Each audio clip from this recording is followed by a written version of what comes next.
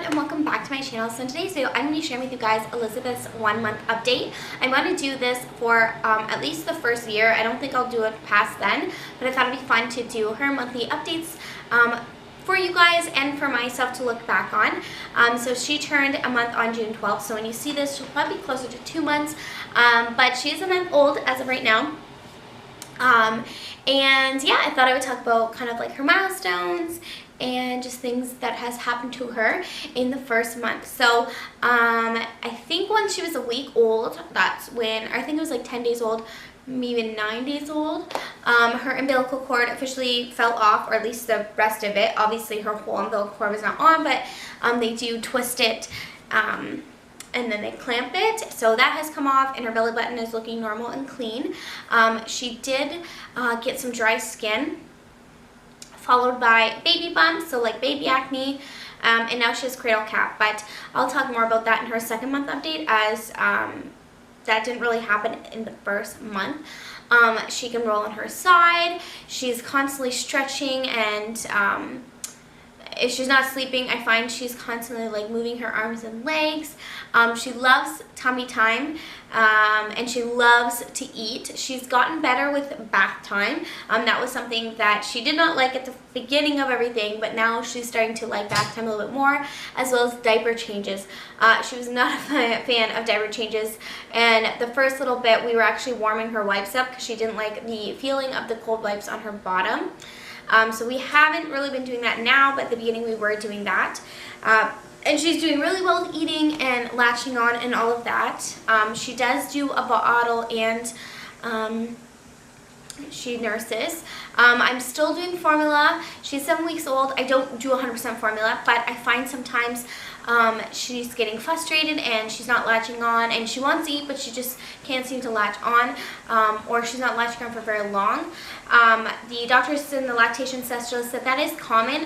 She's just kind of getting you ready for to produce more, but it can get frustrating because I'll be sitting there for like an hour and she's still like trying to eat. But I do still use formula, mainly just if I'm going to be out and about and I don't have time to pump, or if I have guests over, like I said. If I just don't have time to pump, then I still use formula.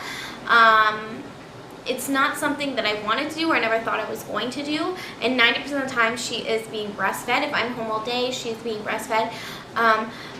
And I do try to pump, but sometimes I feel like I can't. Like I tried pumping today, for example, and there was just like nothing coming out of me.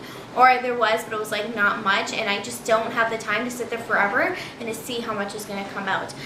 Usually when I pump, it's like under 10 minutes, and that's kind of when I notice it starts slowing down. So like around the 7-minute mark is when I find it starts slowing down, and I've had what I need to, because I do try to pump after I feed her, if I can, but like I said, it's just not always possible. But I do try, but that is something I'm doing. I'm doing both nursing and formula. What else? Oh, she doesn't like it when you put things over her head. For the first month anyway, she didn't like onesies, things like that. She pretty much lived in sleepers. She had two, I want to call them rompers, but you button them up so they don't go over your head. They just kind of like, you unbutton them, put it on, and then button it up, and they were really cute. And it was nice if it was a really hot day and we were going to be out and about, but if she was at home, and we usually hang on the basement anyways where it's a little bit cooler, she pretty much just lived in sleepers. And I loved the ones that had like the mitten ones on them, as she was constantly like scratching her face. And around the 2-week mark, she was taking a soother, which I'm so glad that she is taking it and doing really well with it. I don't give it to her all the time, only if she like kind of asks for it. You won't ever, like, you don't always see her with a soother, and sometimes she'll spit it out when she's done using it, but I do find it helps, and it's a lot easier, from my experience, it's a lot easier to take away a soother than it is a thumb or any other finger that is in their mouth. So I'm glad that she's doing that. I mean, who knows, things could change it. Right now she is taking a soother. As of nap time and sleeping, the first couple weeks she was up more so in the night than she was during the day, but now it's kind of the opposite, and she's done really well. She's sleeping, usually she'll fall asleep around 10. It was around midnight or 1, but now she's falling asleep around 10, and she'll sleep like till about 9 o'clock, and she'll eat every like 2 to 3 hours, or at least she was in the first month. I'm trying to like make sure I'm not talking too much about her 2-month milestones, as she is kind of like in that next section of her life. I'm trying to think if there's anything else. I feel like that's it that has happened so far. She loves the car seat, loves going for walks, so that's a bonus. And what else? I think that's it. Yeah, that's pretty much her life. She once she reached 8 pounds, so on her 1 month she had reached 8 pounds, so we did start using cloth diapers, but for the first month we didn't. We used disposables, and we only had to buy disposables once, just from people giving us some for the baby shower. We didn't have to buy more, but we did do that. And then we were buying 1 carton of formula, liquid formula at first, and then we were going through 2. Now we're back to 1, so that's really good.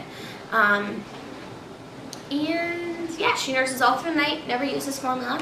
The only really time she uses formula is if I'm trying to get stuff done, maybe my husband's woken up, or from being on nights or whatever, or before, like if he's come home and it's, you know, maybe at the end of the day. It kind of gives me the time to get stuff done and have me time and do what I need to do, clean the house, all that stuff. Not that my husband can't do that, but I just like things done a certain way, and it's just a nice break, kind of without her. As much as I love my daughter, it is nice to just like not have to worry about where she is or what she's doing, or you know, peeing, you know, for example, with her on my lap. Like, it's just nice to be able to do those things by myself without her, and just know that she's in good hands and she's taken care of. And yeah, that is everything for her 1 month update. I feel like I've covered everything that I needed to. And yeah, I can't wait for her 2 month not appointment, but her update, as she's been doing so much more things. And every month I know there's always going to be like new milestones, which I'm excited to look forward to. I'm also trying not to rush. I know some people are like, I can't wait till they're older, I can't wait till this. I try not to say that, or I try to stop myself if I catch myself doing that, because I do want to appreciate every stage and every little part of her life, because you know, you're going to blink and before you know it, they're not a baby anymore, and they're too big to be held, or they don't want to be held, and things like that. So I am trying to appreciate each moment and each milestone. So yeah, I will talk to you guys later, and I will see you guys on Wednesday for a cleaning and organization video. Bye guys!